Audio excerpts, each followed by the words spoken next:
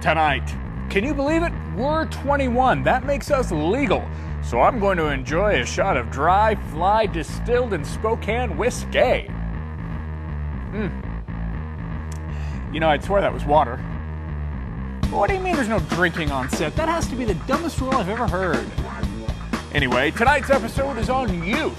I'm searching for the fountain, and when I find it, we're gonna drill it, pipe it, and feed it directly into the Spokane aquifer.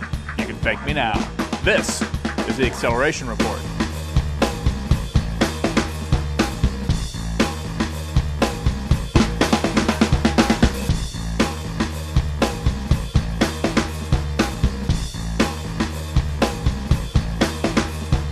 Hello, Spokane, and those of you joining us from the future. You already know how this turns out. Pretty funny, huh? Anyway, I have some breaking news.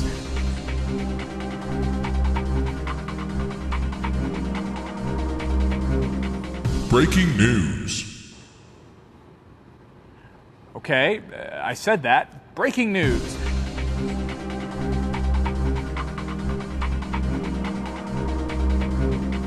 Breaking news. Okay. Anyway, I've just learned that the state of Washington has awarded Spokane $2 million to help bring an aviation company to the region. Cascade Aerospace out of British Columbia will create nearly 140 jobs to start. Cascade does repair and maintenance. It'll use the state money to upgrade a hangar at Spokane International Airport. Greater Spokane Incorporated leaders, plus officials from the airport and city, lobbied the state for the money. Jobs at Cascade's plant will pay 30% more than the average job in Spokane.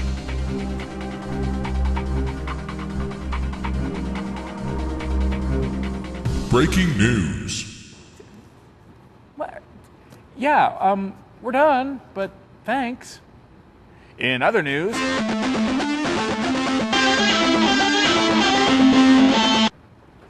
it's time to rock the house. Greater Spokane Incorporated recently convened an all-ages music forum at our headquarters. More than 40 people came to talk about the music scene for folks under 21, how it's doing, and what we can do to improve it. The executive director of Seattle's Vera Project, which promotes music across generations in the Puget Sound, said Spokane area musicians already have a foundation for success. Well, I think in the Spokane area, the key really is to support what's already happening here. There's talent here. There are people who are interested in booking and promoting all ages shows, and so it's about the entire community coming together and supporting that. It's a healthy outlet for young people and people who are artistically minded, and it really helps to build the artistic fabric of this region. The all ages music scene needs the community support of businesses and individuals, volunteers, obviously. Most of all, it needs a better outlook on the teenagers of Spokane and really encourage them to grow here in Spokane. A vibrant all-ages music scene boosts the economy, helps attract and retain young people, and whitens teeth while you sleep. Hey, check it if you don't believe me.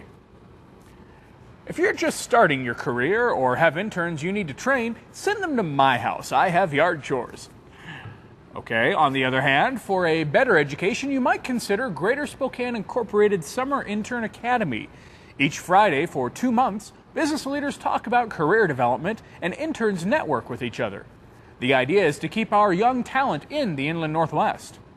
I think it's needed because any information that people can get to better prepare themselves for their future employment, for their careers, anything that can help them be smarter and wiser employees is very needed.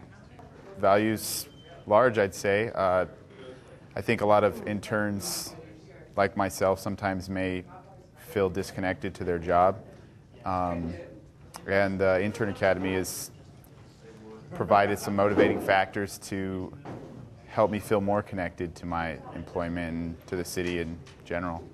Now, don't get me wrong, young people. We want you to expand your horizons. Trek out to New Zealand for 3 months if you must. Just don't forget to come back. Bring your pictures of Gandalf. I'm so in touch. Young people also want jobs that let them have a life. Good thing, because 3 Spokane area employers just received their first national award for flexibility in the workplace. And I'm not talking about yoga moves, which is good because I suck at yoga. No, I'm talking about the Sloan Awards. Sloan highlights the importance of using tactics like a compressed work week, telecommuting, and flexible schedules to increase productivity and worker satisfaction. Our region's winning organizations are Inland Northwest Health Services, Humanics, and Career Path Services. Spokane is one of 30 communities across the country with Sloan winners. Hello and welcome back. If you're tired of paying upwards of $4 a gallon for gas, imagine the sticker shock from filling a city bus. The Spokane Transit Authority is trying to ease pain at the pump with 3 diesel-electric hybrids. Reporter Jennifer Benevsky, I really should have looked at this ahead of time. Reporter Jennifer B. joins us live via satellite with details. What do you have for us, Jen? Actually, Jason, I'm not live. We actually don't have that capability. This is a tape. And my last name is not Benziewski, it's Benchevsky, but I appreciate you trying anyway. Now that that's out of the way, today I am meeting with Susan Meyer, the CEO of Spokane Transit Authority, and she's going to tell us about these new hybrid buses. Now, even though I have a special trip with Susan Meyer today, normally these buses are full. So let's go in and check out what she has to tell us. Hi, Susan. Good morning. I wanted to ask you, how much do the hybrids cost to buy? Well, they cost just over $500,000, which is about 50% more than a regular diesel bus. What is the benefit of using a hybrid bus over a regular bus? Well, they use less fuel, about 30% less. They get better mileage, they have fewer maintenance costs, and they emit many, many fewer pounds of CO2. So, are there any plans for more hybrids in the future? Yes, we have 6 more coming at the end of this year. And have the rider numbers changed at all? They're up dramatically. Ridership is up, for example, 22% in June alone, 14.5% year to date. But nationwide, in the first quarter, the average increase on bus systems is only 3%. But STA's growth has outstripped the national average by multiples over the last 3 years. And are there any plans for new routes? We don't have plans for new routes now, but we are adding service where there are standing loads, meaning people are having to stand on the buses during certain times of day. And that's particularly true at commute time in the morning. So what's the plan for the future of the STA Plaza downtown? Well, we have spent a good deal of time evaluating, for capacity purposes, where we should be, whether at the plaza, because it has constrained capacity. We would only be able to stay there another 7 years or so unless we made some changes. And so while we were looking at that, we also looked at the intermodal center, which is the train station about 5 blocks to the east. And so the 2 sites were evaluated for operational capacity as well as for their benefit to riders and the impact on the community.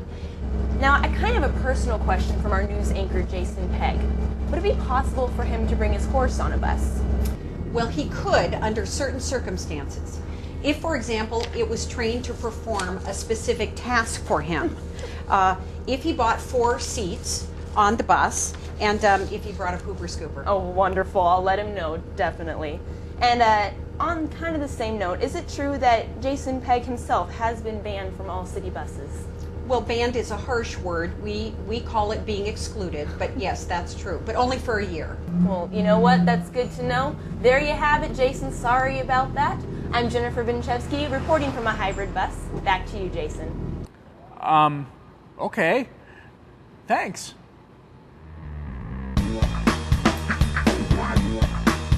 Thank you for joining us. You can find this video and other great information on our website at www.greaterspokane.org. I'd like to close our episode on youth with a quote from Aristotle.